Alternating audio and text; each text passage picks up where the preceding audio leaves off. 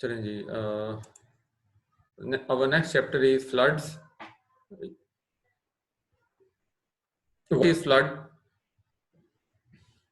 Any flow of water that is relatively high and that may overtop the natural or artificial banks in a reach of channel may be called flood. आप एक definition लिख लें जी इसकी कि high stage in a river is called flood.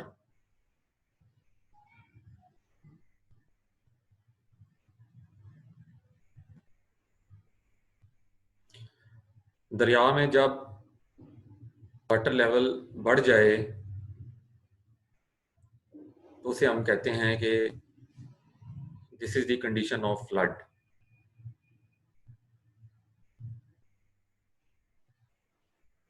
Any flow of water that is relatively high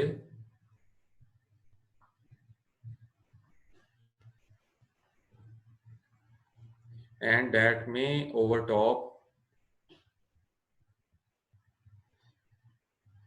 the natural or artificial banks in a reach of channel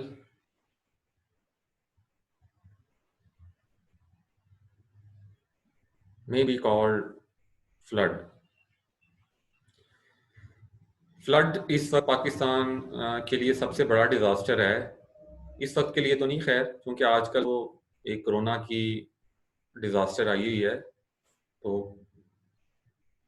corona को अगर हम side पे कर दें तो इसके बाद जो पाकिस्तान के लिए जो डिजास्टर्स जो फेस करने पड़ते हैं उसमें सबसे ऊपर जो डिजास्टर है विच regularly comes and hit our country each year is flood. The other disasters इसके अलावा अर्थक्वेक हैं जो डिजास्टर हमारे कंट्री को अक्सर आता है. फ्लड, अर्थक्वेक, इसके अलावा क्या डिजास्टर है जी स्टूडेंट्स? कोई मुझे शेयर करे. What may be the other disasters which Pakistan is facing?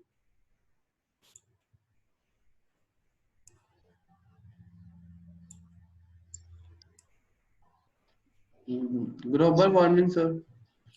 Global warming बिल्कुल जी. Environment severity is also an disaster. क्या जी? Pollution sir. पोल्यूशन है जी. लाहौर में वो हम एनवायरनमेंट के अंदर ही इसको कह देते हैं. एनवायरनमेंट के अंदर ही जो पोल्यूशन है और फॉग है, these are all environment disasters. इसके अलावा जी करप्शन.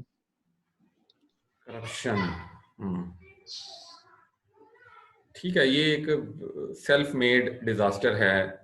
हम अभी डिजास्टर बात कर रहे हैं जो कि एक नेचुरल डिजास्टर्स हैं. जिस तरह फ्लड एक नेचुरल डिजास्टर है, अर्थक्वेक एक नेचुरल डिजास्टर है, एनवायरनमेंट एक नेचुरल डिजास्टर है जिसके अंदर हम लोग भी अपने रोल प्ले करते हैं पोल्यूशन और इस किस्म की चीज़ों से. एक हंगर भी एक डिजास्टर है, स्पेशली जो थर का इलाका है या हमारे कुछ कोहिस्तान वगैरह के इलाके हैं, बलूचिस्तान के इलाके हैं. Hunger is also a disaster. तो ये जो मैंने आपको 4-5 नाम लिए हैं डिजास्टर्स के, earthquake, flood, environment, hunger, so these all are disasters which Pakistan faces, and among all the disasters flood is on at top. flood जो है वो टॉप पे है. और flood क्या है? flood is high stage in a river. कि जब दरिया के अंदर पानी का लेवल बढ़ जाए और इतना बढ़ जाए कि वो उसके बैंक से बाहर निकल आए, उसको हम कहते हैं कि ये फ्लड है.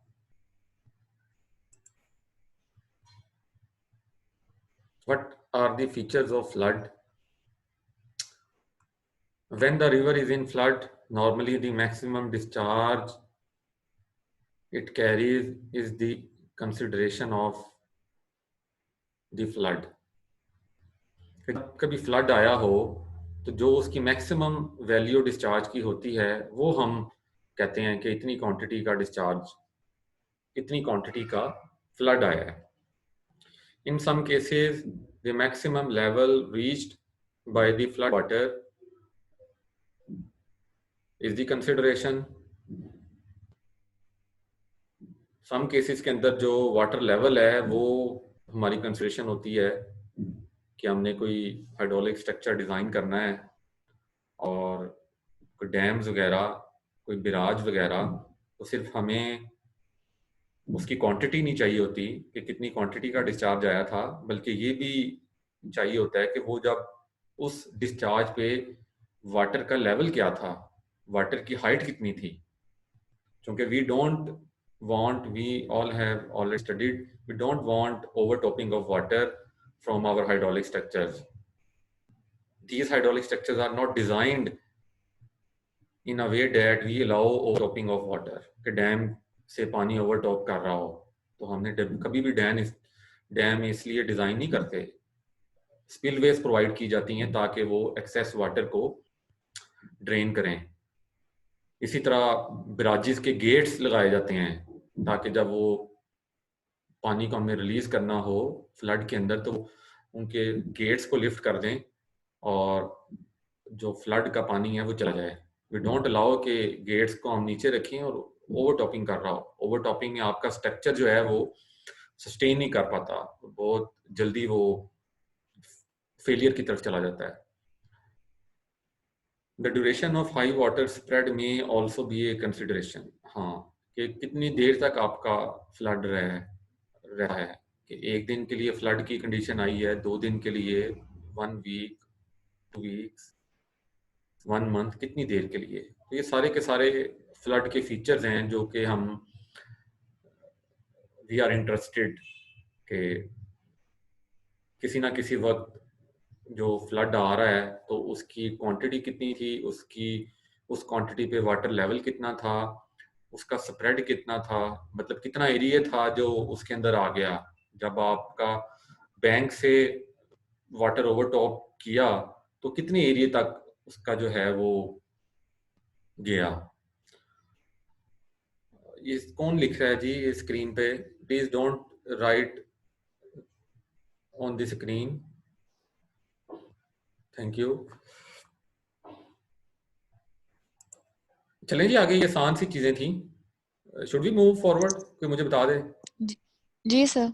Yes sir. Yes, sir. आज थोड़ा हम जो पीछे टॉपिक कर रहे थे उसकी निस्बत आज आसान चीजें हैं. वो ग्राउंड वाटर थोड़ा सा मुख्तलिफ था, थोड़ा सा डिफिकल्ट था, उसमें फार्मूलाज वगैरह थे, कोई रिकपरेशन टेस्ट था और कोई न्यू टर्मिनोलॉजीज थी. तो ये हमारे एक सोसाइटी से मिलता जुलता टॉपिक जो कि हम अर्लियर क्लासेस में भी पढ़ चुके हैं. So what may be the causes of flood?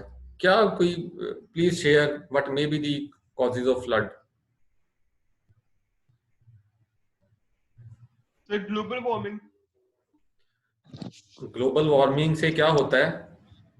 Sir वो ग्लेशियर्स जो है वो मेल्ट करते हैं, वो फिर ग्लेशियर्स में फ्लड का रीजन. ठीक है जी. ये जो बताया करे वो अपना नाम जरा बता दिया करे, मुझे पता चले कि कौन स्टूडेंट पढ़ रहा है तो मैं उसको बेनिफिट भी दे सकूं. कासिम तूर. ठीक है मोहम्मद जी. कासिम तूर. ठीक है जी. और जी कोई एक मिनट. एक हैवी रेनफॉल की वजह से फ्लड्स आते हैं. हैवी रेनफॉल की वजह से आते हैं. रेनफॉल. ठीक है जी. कौन है जी? अपने नाम बता दिया करें जी पहले. दानियाल सर. दानियाल. दानियाल ने.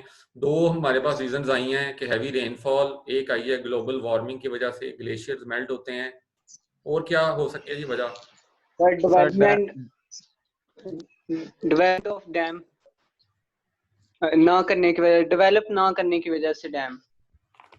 ठीक है जी. एक ये रीजन हो सकती है कि हमने वाटर रिसोर्सेज को डेवलप नहीं किया. सर किसी कनाल का बंद टूट जाए तब आ जाता है. अच्छा या जी. किसी रिवर का.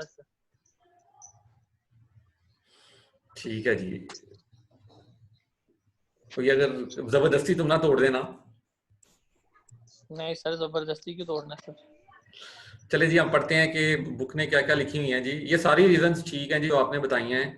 जो शमीर ने बताई है, ये जो हम बैड क्वालिटी यूज करते हैं इन कंस्ट्रक्शन, और उसकी वजह से जो हमारी लीकेजेस होती हैं और फिर डेट में lead towards the failure of banks, और उस वजह से भी फ्लड आ जाते हैं। बहरहाल whenever we have heavy precipitation over a catchment in terms of intensity, duration and spread, the river will carry high discharge, and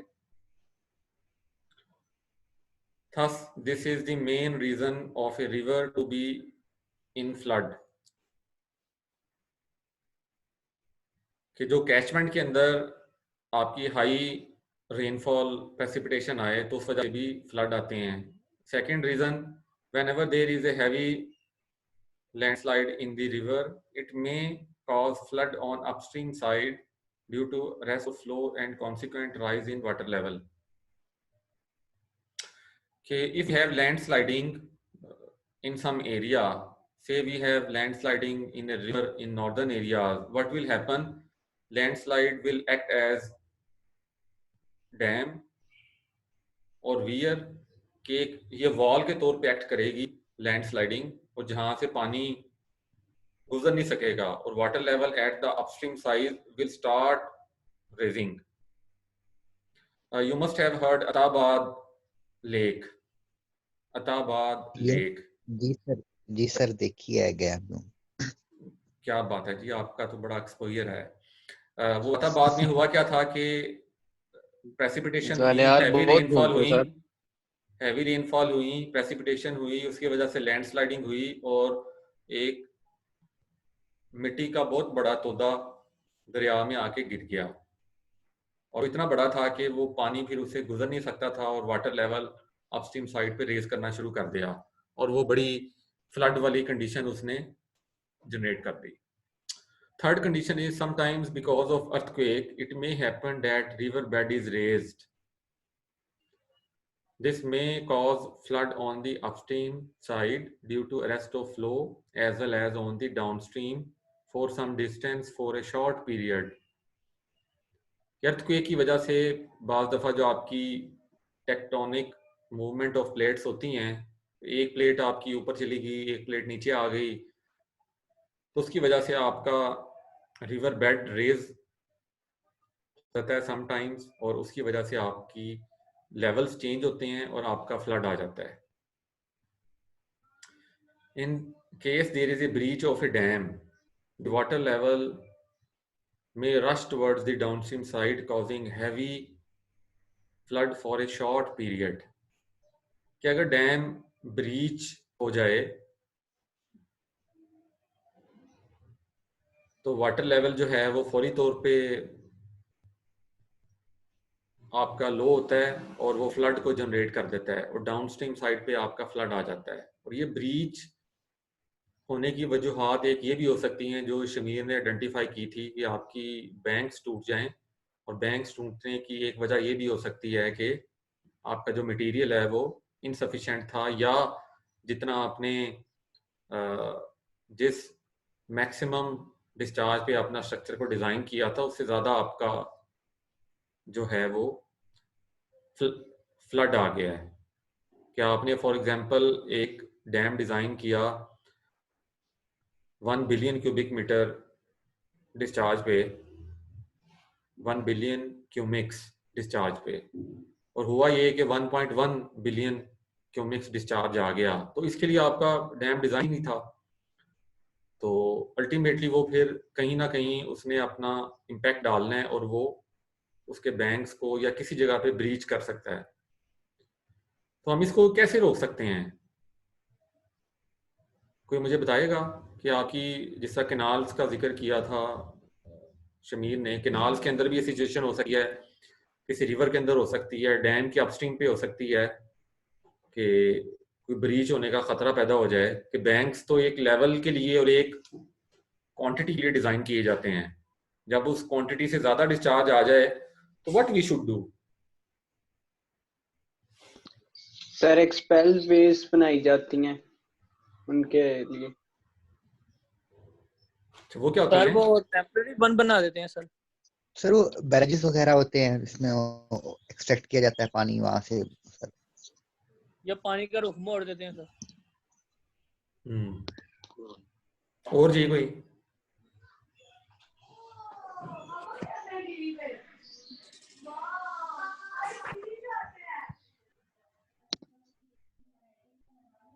चलिए मैं आपको बताता हूँ जी। उस केस में एक एसओपीज होती हैं कि हर स्ट्रक्चर के अपस्ट्रीम पे हमने एक ब्रीचिंग सेक्शन डिजाइन किया होता है। ब्रीचिंग सेक्शन का पर्पस ये होता है कि जब आपका कभी इस तरह के अनफोर्सीन सिचुएशन आ जाए और आपका डिस्चार्ज या लेवल जो आपने फोर्स किया था डिजाइन करने में उस स्ट्रक्चर के, उससे ज्यादा आ जाए, तो एक तो तरीका यह है कि वी लेट द फ्लड कम और वो आपके स्ट्रक्चर को तबाह कर दे और उसको बहाता ले जाए।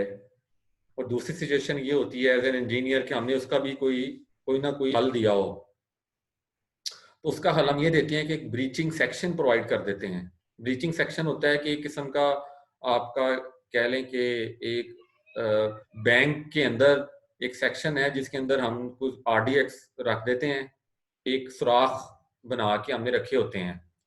और जब इस किस्म की सिचुएशन डेवलप हो रही होती है और हम लोग फोर्स ही कर लेते हैं, आपने प्रेसिपिटेशन भी पढ़ी है और फ्लड को और प्रेसिपिटेशन को हम गेज भी कर लेते हैं कि इस इंटेंसिटी की रेनफॉल हो रही है, प्रेसिपिटेशन आ रही है, और वेदर आपको स्टेशन बताते हैं कि अगले 2 दिन तक होती रहेगी, तो आपको पता चल जाता है कि जी 1 दिन बाद इतना डिस्चार्ज आ जाएगा और इतना लेवल आ जाएगा जिसके लिए आपका डैम डिजाइन ही नहीं है।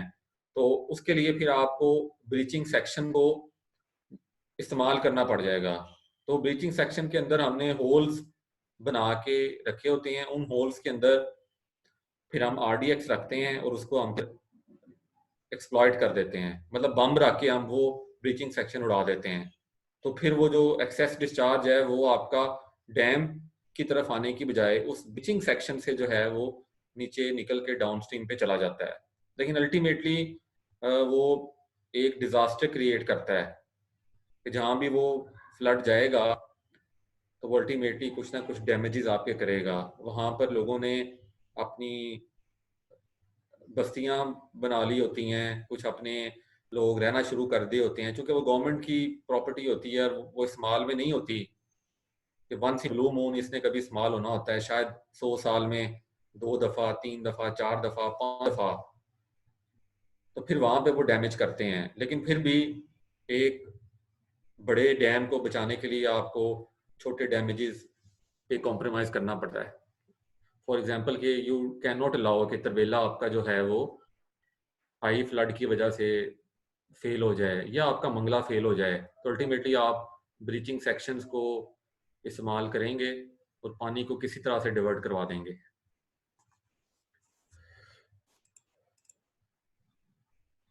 What are the factors affecting flood? Number 1, precipitation. It is obvious that precipitation will affect the flood more the intensity, more the duration, and more the coverage of the storm. Second point, size and shape of basin. It is obvious that larger the size of the catchment, more will be the flood. If the catchment has larger size और उस पूरे के पूरे catchment पे precipitation हो रही है तो अल्टीमेटली वो ज़्यादा फ्लड जनरेट करेगी एज कंपेयर टू कि आपकी if you have small catchment having small area और उसके ऊपर उतनी ही क्वांटिटी के प्रेसिपिटेशन हो, चूँकि एरिया कम है तो जो क्वांटिटी है वो कम जनरेट होगी।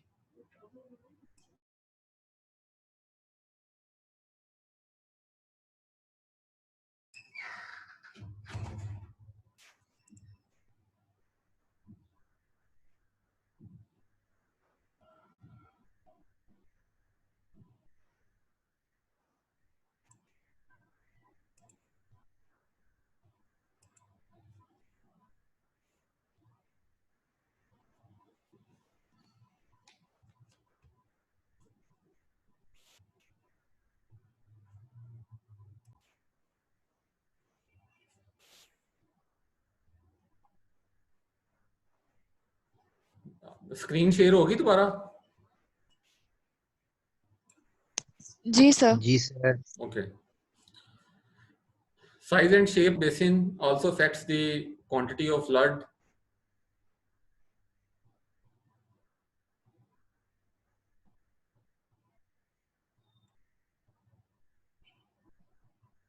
Movement of storm also affects the quantity of flood. When a catchment is large, the storm may not cover the entire catchment, but may cover the part of area and then move towards other parts.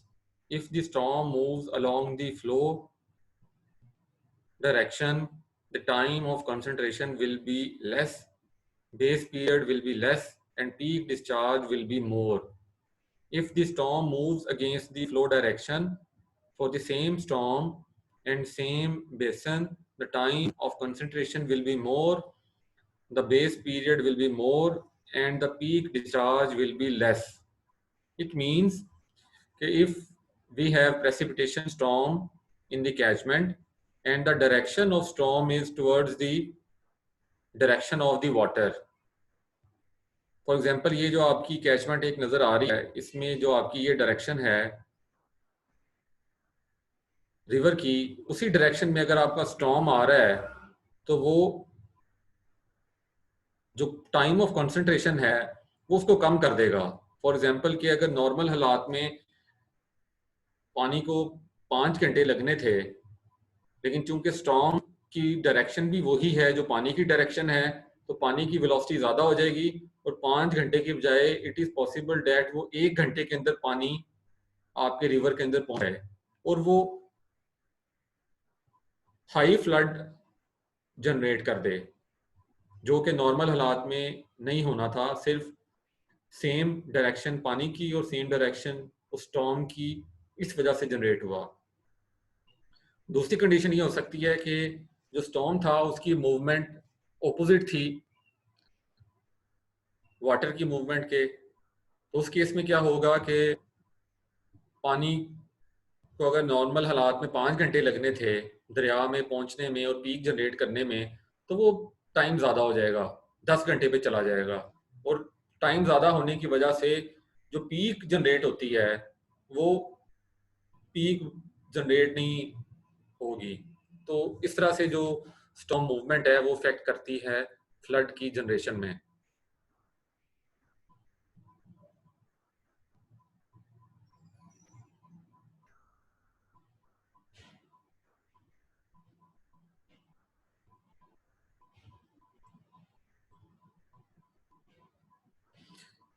Antecedent precipitation index: when the precipitation occurs, the soil may be wet because of precipitation on the previous day. In this case, the antecedent precipitation index may be high and the infiltration rate of the soil will be low, resulting into high value of surface runoff. This may result in higher value of flood discharge and thus higher value of antecedent precipitation index. It means if we have precipitation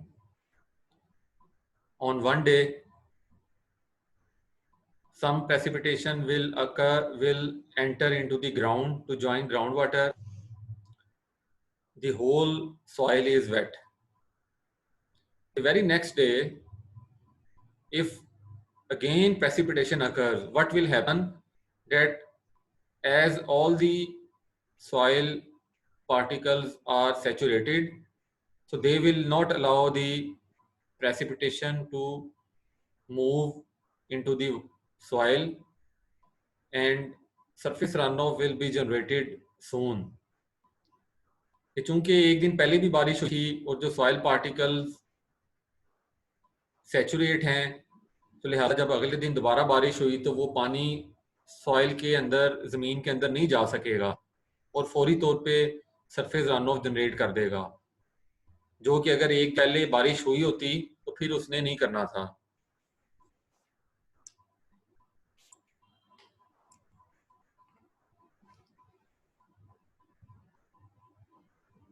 So this is fourth factor that affect the flood.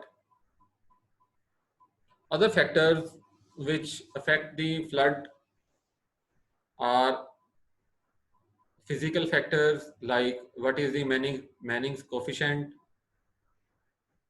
slope of catchment, form factor, drainage density, drainage pattern, etc. For example, if the soil is barren, quickly water will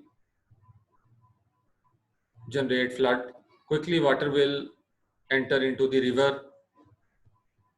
If we have grass on the soil, so it will take some time. If we have thick forest, so it will not allow easily to pass water through it. So जिस तरह से आपकी ये conditions change होती जाएंगी, Manning's value is high for us as compared to barren land, and even Manning's value is highest in case of thick forest as compared to other situations. So these will affect the development of flood. Slope of catchment also affects. Slope of catchment also affects.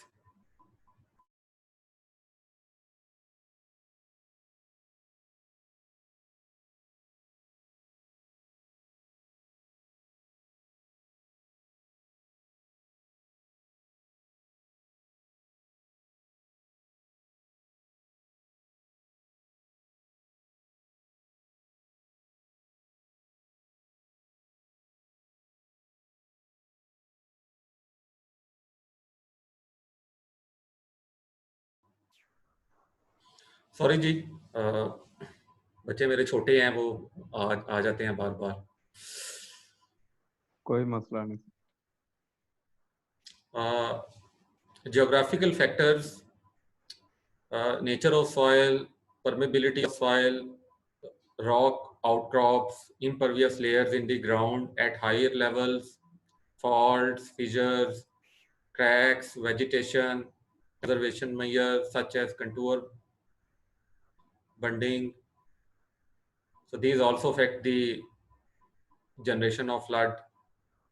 And another factor is the climatic factors: temperature, barometric pressure, altitude, wind speed,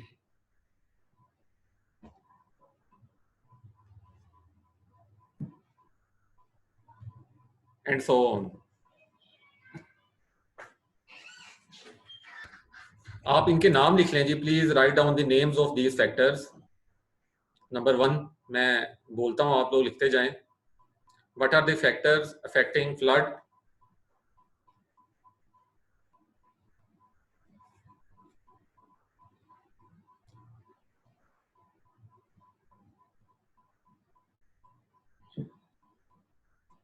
Number 1, precipitation. Number 2, size and shape of basin.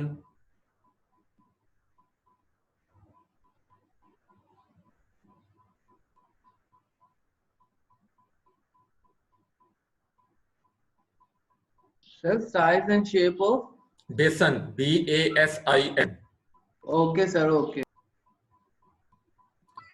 Sir मेरे ना mobile की battery low है, तो मैं lecture ले रहा हूँ. जब ये खत्म हो जाएगी ना तो बंद हो जाएगा. तो कोई बात नहीं बेटा, अटेंडेंस आप सॉफ्टवेयर लगा लेता है, डोंट वरी. जो आया है बेशक थोड़े टाइम के लिए भी आया है, मैं उसकी लगा लूंगा, no problem. Don't worry about the. Charger लगा लो ना साथ. बैटरी चार्जर लगा लो बेटा. कोई बात नहीं, देखिए कोई बात नहीं. बैरियर में लाइट नहीं जाती, झूठ ना बोलो. वो यार रेगुलर आज गई हुई है, गैस भी नहीं आ रही, लाइट भी नहीं आ रही. वो रेगुलरली लेक्चर लेता है, कोई बात नहीं. I know,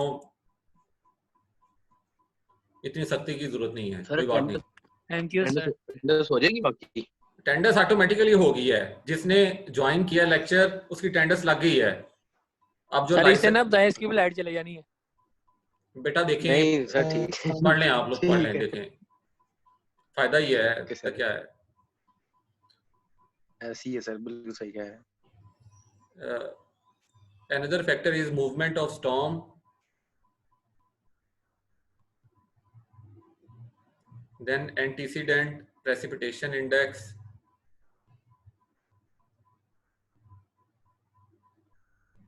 physical factors,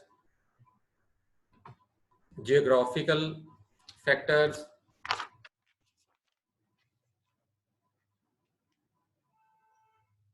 and climatic factors.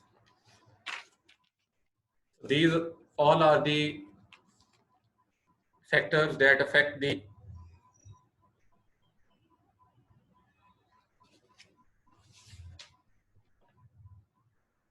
flood peak.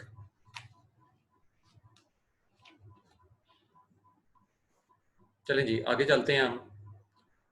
अभी तक किसी ने कोई पूछना तो नहीं है ना? ये बड़े आसान सी चीजें हैं। No, sir. Okay. Now the classification of floods. Floods may be classified as below. Number one, these are some of the terminologies which we will use in solving problems. So we must understand these terminologies. Annual flood. I would advise that students may write these small definitions. The maximum discharge observed during a water year is known as annual flood.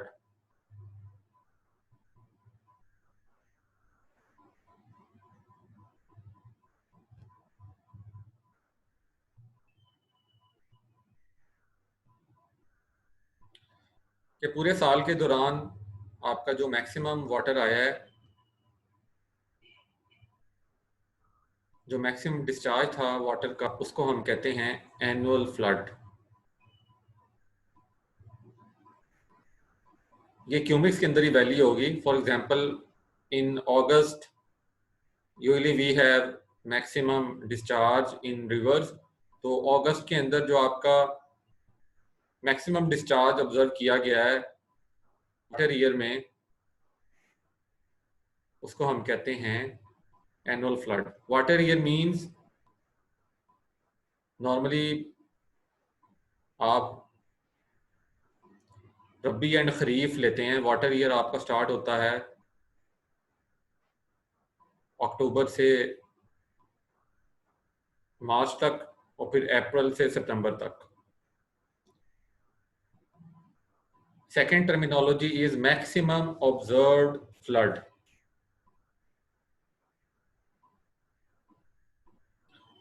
The maximum flood observed during the period for which data is available is known as maximum observed flood. For example, in Indus River, if we are going to construct a dam and we have 100 years data available with us, so we have to search what is the maximum value of flood in 100 years. तो वो जो एक value आएगी, the maximum value of flood in 100 years will be the maximum observe flood.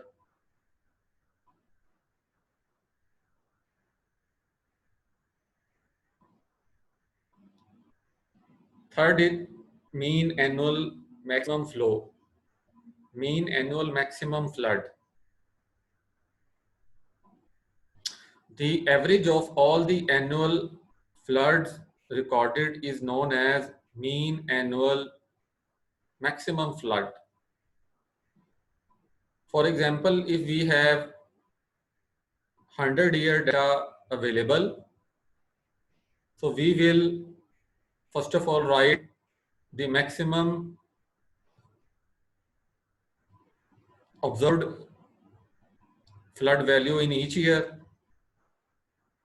and then we will take the average of all the maximum floods of each year to get mean annual maximum flood. आपने पहले हर साल की annual flood की value देखनी है कितनी थी, जो मैक्सिमम वैल्यू थी। फॉर एग्जांपल 91 में कितनी थी, एक वैल्यू आ गई। 92 में कितनी थी, एक और वैल्यू आ गई। 93 में कितनी थी, एक और वैल्यू आ गई। इसी तरह फिर आपने जितने ईयर्स का डाटा आपके पास है, हर साल की जो मैक्सिमम फ्लड की वैल्यू है उनको आपने लिख के फिर उन सब की एवरेज लेनी है, तो वो आपके पास आ जाएगी mean annual maximum flood value. Next is maximum probable flood. The maximum probable flood can be defined as the flood that may be expected from the most severe combination of meteorological conditions. It is normally a very large flood. It is also known as maximum possible flood.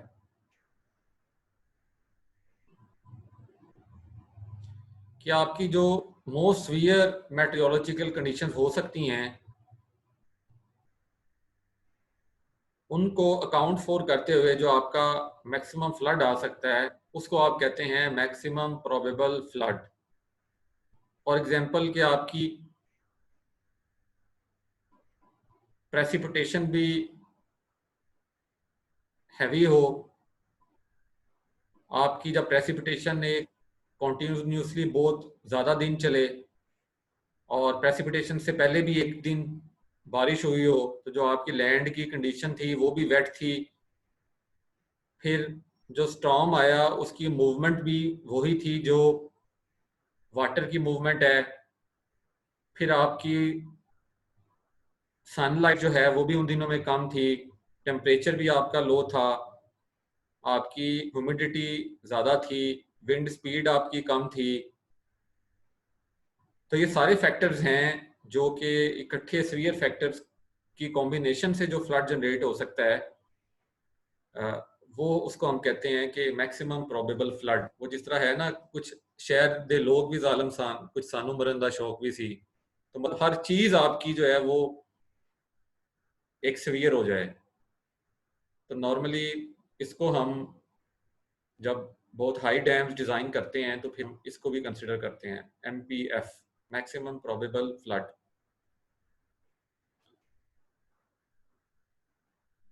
इसकी हम आमतौर पे short use करते हैं MPF। तो ये आपसे interview के दौरान पूछा जा सकता है कि when you will be engineer कि what is MPF।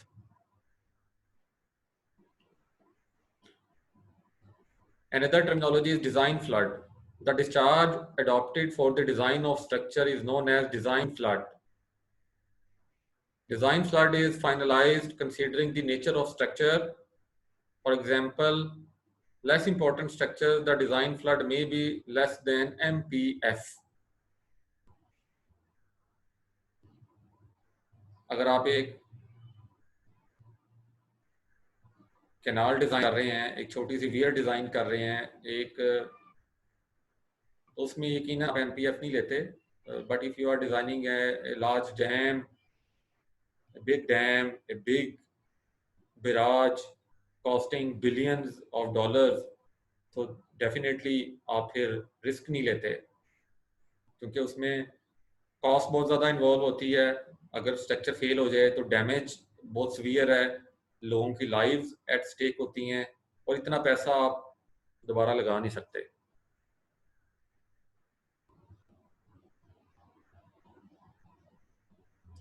Next topic is estimation of floods.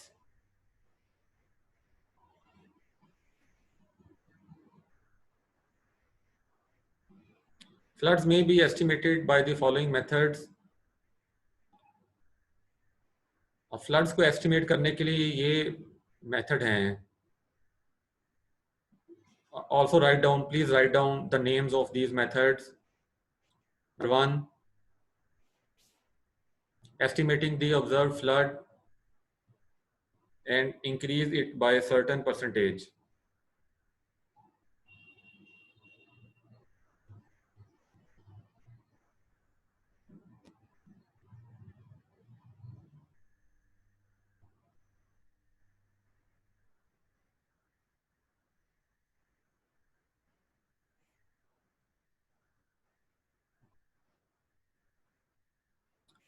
Number 2, envelope curves.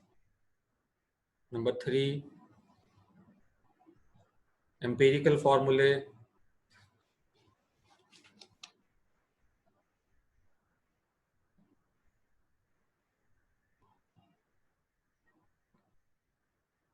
Number 4, unit hydrograph.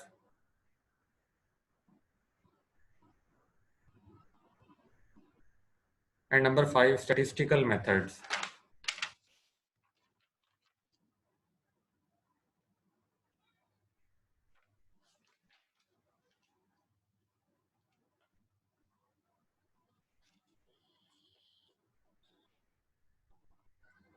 देख लेते हैं जी ये नंबर 1 मेथड क्या है. The maximum observed flood may be increased by some percentage depending upon the importance of the structure. कि किसी भी साल का जो मैक्सिमम ऑब्जर्व्ड फ्लड है उसको आप 5%, 10%, 7% इंक्रीज कर सकते हैं depending upon the importance of the structure.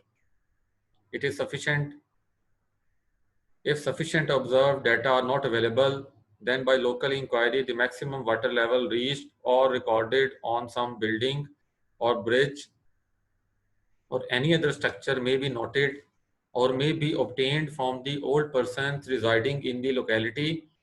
The flood discharge for this maximum water level can be calculated from the following data of the river. River cross section at the flood level observed, Manning's coefficient, river bed slope.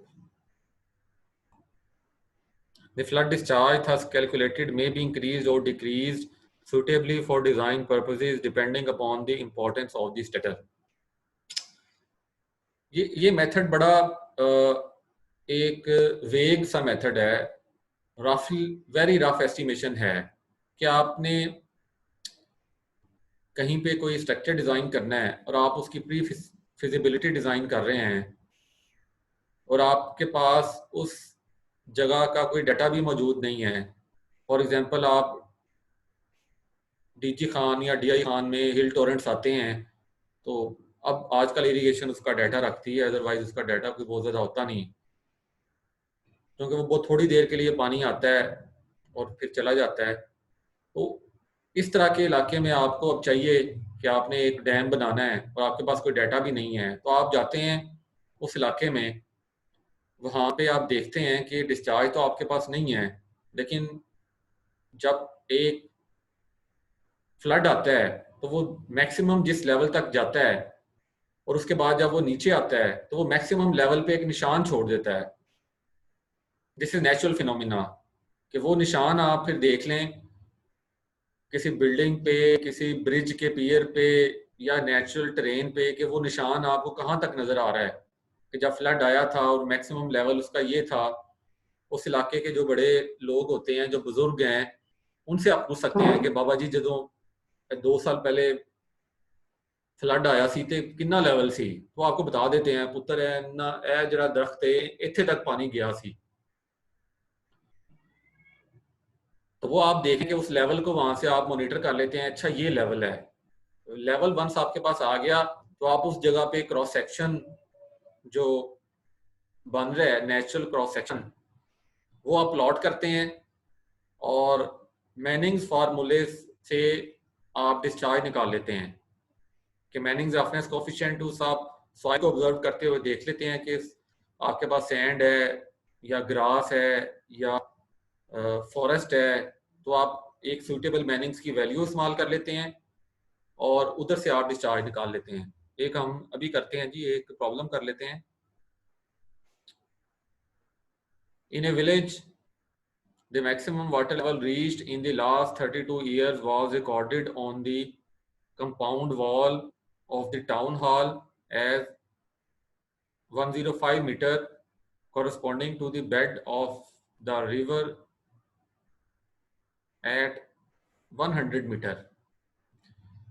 River का bed level है जी 100 metre from datum कि जब flood आया था पिछले 32 सालों के डाटे के मुताबिक, तो किसी बुजुर्ग ने बताया कि जी ये जो टाउन हॉल है इस पे ये निशान है और वो निशान आपका 105 मीटर उसका लेवल बनता है. मींस के उस जगह पे 5 मीटर हाई आपका डिस्चार्ज आया है. A survey was conducted at this cross section and levels were taken. उसी जगह पे हमने फिर सर्वे कंडक्ट किया to plot a cross section को हमने प्लॉट कर लिया। Chainage means X axis data and level means Y axis data, जो उसका लेवल था। तो आपके पास क्रॉस सेक्शन बन गया, आपके पास मैनिंग्स की वैल्यू आ गई, तो आपने डिस्चार्ज को कैलकुलेट करना है। The river bed slope at this location was observed to be 1/2500। तो रिवर की बेड स्लॉप भी आपको दे दी गई। Manning's coefficient corresponding to the topography of the river was 0.03। Find the flood discharge corresponding to maximum water level reached. लिख लें जी, एक प्रॉब्लम लिख लें, फिर मैं आपको इसका सोल्यूशन बताता हूँ। Write down the statement of the problem.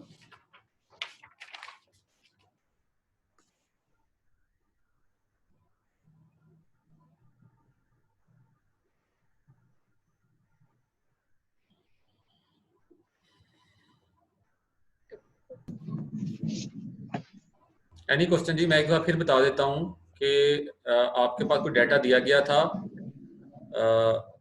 32 years का डाटा, जिसमें रिवर का बेड लेवल भी दिया गया था और मैक्सिमम लेवल भी दिया गया था। फिर कुछ आपको चेनेज दी गई थी और कुछ लेवल्स दिए गए थे। इनको आपने प्लॉट करके क्रॉस सेक्शन को प्लॉट कर लिया और आपको लॉन्गिट्यूडनल स्लोप दी गई थी और आपको मैनिंग्स रफनेस कोएफिशिएंट भी दिया गया था। तो ये एक इरेगुलर सेक्शन है, ना प्योर सेमी सर्कल है, ना प्योर ट्रेपेजॉइडल है, ना प्योर रेक्टेंगल है। तो इसका जो एरिया और पेरीमीटर है वो आपको बताए जाएंगे। अगर ट्रेपेजॉइडल हो या रेक्टेंगुलर हो तो फिर आपको नहीं बताया जाएगा। तो आपने सिंपली हाइड्रोलिक मीन डेप्थ निकालनी है, R = एरिया ओवर पेरीमीटर, और उसके बाद आपने डिस्चार्ज का फार्मूला लगाना है, Q = AV, और V आपने मैनिंग्स फार्मूले से वेलोसिटी निकाल लेनी है और आपने अपना डिस्चार्ज निकाल लेना है, जो कि आया है 106.2 मीटर। एनी क्वेश्चन जी? हमने सबसे पहले आज फ्लड्स के बारे में पढ़ा है, what is the definition of flood. उसके बाद हमने फ्लड्स के रीजंस पढ़े हैं कि क्या क्या रीजंस हैं जिनकी वजह से फ्लड आता है। थर्ड टॉपिक हमने व्हाट आर द फैक्टर्स जो कि फ्लड को अफेक्ट करते हैं, वो फैक्टर्स हमने स्टडी किए हैं। उसके बाद हमने डिफरेंट टेक्नोलॉजीज को डिस्कस किया है जो कि आगे प्रॉब्लम्स में इस्तेमाल होंगी, कि एनुअल फ्लड क्या है, मैक्सिमम फ्लड क्या है, प्रोबेबल मैक्सिमम फ्लड क्या है, और डिज़ाइन फ्लड क्या है, मैक्सिमम ऑब्जर्व फ्लड क्या है, मीन एनुअल फ्लड क्या है। इन सब की हमने डेफिनेशंस पढ़ी हैं। उसके बाद फ्लड्स को हम कैसे एस्टिमेट करते हैं, उसके मेथड्स के हमने जस्ट नाम पढ़े हैं। और पहला मेथड जो कि एक इंतहाई वेग मेथड है, जो कि आमतौर पे हम यूज़ नहीं करते, सिर्फ प्री फिजिबिलिटी या फिजिबिलिटी स्टडीज़ के लिए इस्तेमाल करते हैं, या फिर उन इलाकों में इस्तेमाल करते हैं जिसका डाटा आपके पास अवेलेबल नहीं है, तो ये वहाँ पे मेथड इस्तेमाल होता है। तो वो हमने एक मेथड पढ़ा है, उसके बाद उसकी एक प्रॉब्लम की है।